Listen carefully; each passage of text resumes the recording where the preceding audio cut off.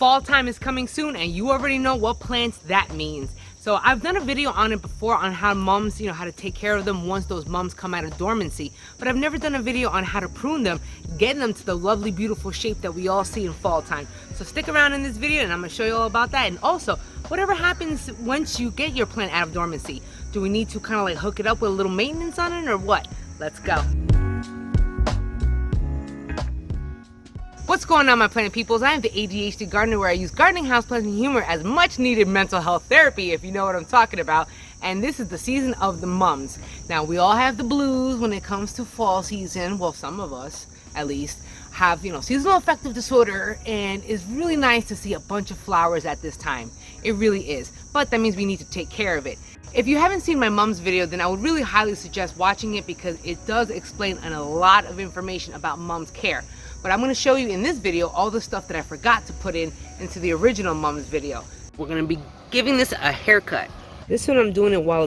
Nope, not yet. Before I get to the pruning, I'm going to show you what can possibly happen to your mums once they come out of dormancy and heading from the spring to the summertime. Let's say your mums came out of dormancy, right? Now, depending on the type of container that it's in, you can leave them like this. Like this came out of dormancy. I still have it in this nursery pot.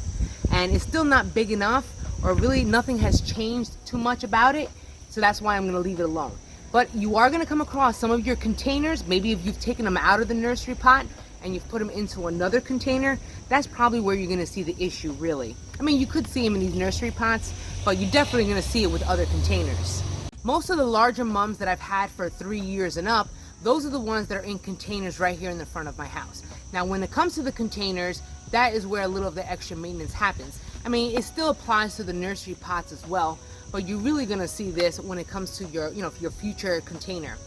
When your plant is completely dry, as you can see, this is not looking so hot. It's starting to wilt and, do not good things right there. One, there was for a few reasons actually. One, because it's super dry and I needed to water it. But two, this pot was not filled up, properly. See how some of them don't have a lot of soil? Like that one, I just added a little bit. You see that much space? I need to refill that pot.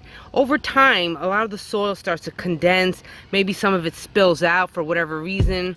Overwatering, it pops out on the bottom. It's all good. We just kind of build it back up. Another thing you may see when it comes to, your chrysanthemums that you're going to be keeping for a long period of time, even so many years, you're going to get weeds. I just noticed this weed because I really have not been paying attention to my plants because I'm a little stressed out. Any weeds or any other plant that's sharing a container with your chrysanthemums, that is going to be, taking and stealing your nutrients away from the main plant. So we got to get rid of the weeds. If you don't want to transplant your mums out of the nursery pot into another container, that's all good, because you can just get another, like a cachet pot or something with no holes or anything. You could just put this nursery pot right in it, and then it will still look cute on the outside. Then whenever you want to do anything with the plant, maintenance, transplant, whatever, you just pop it out of the container. Another thing you can do for moisture retention once it gets on top, let's just say you have the adequate amount of drainage holes, but you still get real dried out because of the sun that's beaming in my face right now. What I do to keep or retain some moisture is that I add some mulch or compost right on top of the soil. If you're not going to add mulch or compost to the top of it, that means your plant is going to dry out more. It's all good. That just means you have to be extra mindful, paying a lot more attention to the amount of sun and how fast your plant's going to dry out. So just keep that in mind. For the fall time, I actually crush up a bunch of leaves and I just place that on top of the soil, cover it, and that just acts as a mulch too. So that's also a good idea. Do you see how it does not look uniform or doesn't look round in its shape? Same thing went over here. This looks a lot rounder than the other one did, but still, it could use a haircut. I just really want to kind of make this bulb out or bowl out. I don't know how to say that. What do you mean, round out? Oh, there we go, that's the word. This one doesn't look too bad at all, but I still want to round it out some more. So we're going to be giving this a haircut. This one I'm doing it while it's young, so it will get a chance to bounce back and then split. Every time you cut one stem, whenever it grows back, it will split into two. That's how the mums are going to get wider and larger, because you're going to be cutting a lot of multiple stems. So all of those stems are going to be doubling in size. So we just take all these other off, and I know it's going to look really bad in the beginning. You are pruning it, essentially. The reason why we're pruning it now, I mean, this is like, what, the end of May? So this is going to give the plant enough time to bounce back for the summertime, and we can continue pruning it for the next few months until the fall time when it's, you know, or the late summer when it starts to like bloom and stuff. We've already been pruning it. You want to prune at least 3 times. I know it sounds like a lot, but trust me, I'm going to show you what it looks like if you only prune 1 time and what it looks like if you only prune 2 times. You are going to see the difference. So you want to be pruning at least 3 times. There's a reason why you need to start very early, so you can have time for your plant to bounce back enough for the fall time. Keep in mind that the mums that I have all have multiple stems. So if you are splitting one stem into 2, just imagine how long it would take you to prune. If you have a 1 stem plant like I did beforehand, it's going to take you a long time to prune and get big, but it will eventually. If you see my last video, you know those did not work out at all. I mean, how else are they going to get mums all nice and round and whatnot? They look really good at the stores. How come we can't do this? I actually want to see if I can propagate this, so I'm just kind of going to stick that in the ground and see what happens. 4 to 6 weeks later. It must have been at least a month to 2 months. I forget when I did this last time. But notice how well they started to grow back. Especially after a rainfall. Those rainfalls will give your plants an extra boost. So notice that it's starting to fill out. I do have a weed over here. We're going to yank that out. It started to fill out, as we can see right here, through the new growth. But that means we're going to still continue to be pruning all around it because we want that ball shape that we get, you know, and that we see all in November. As I was over here just checking out the plant, look at that, they're already starting to bloom.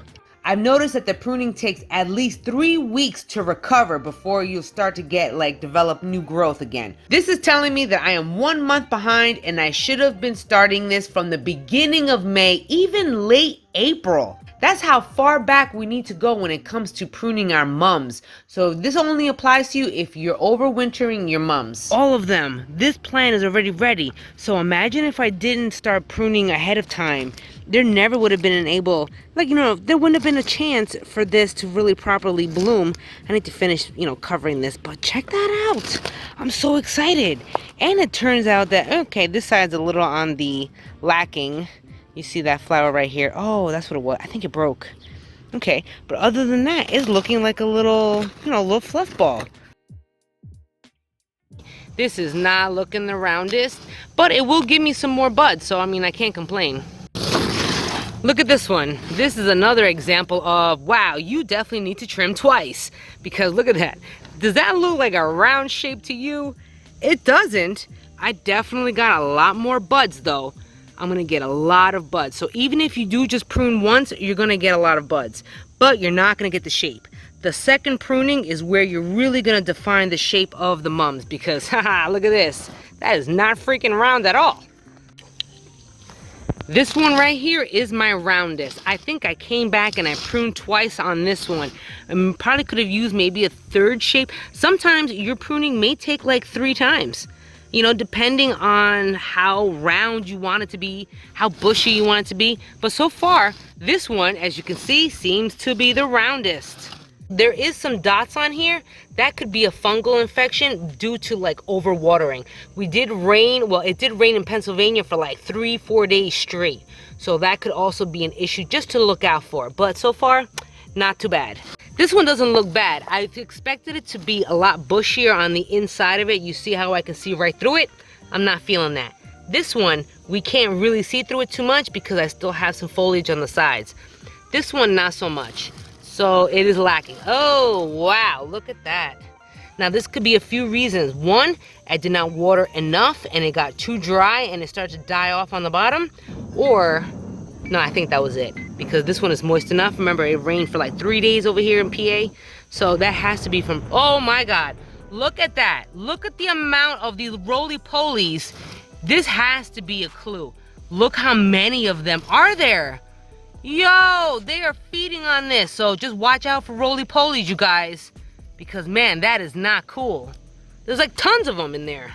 How many years have you been overwintering your mums? Is this your first year? I want to know. I'm a little curious.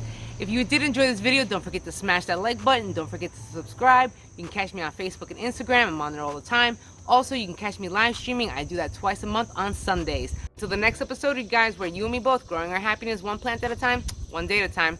Check you out later. Peace and love.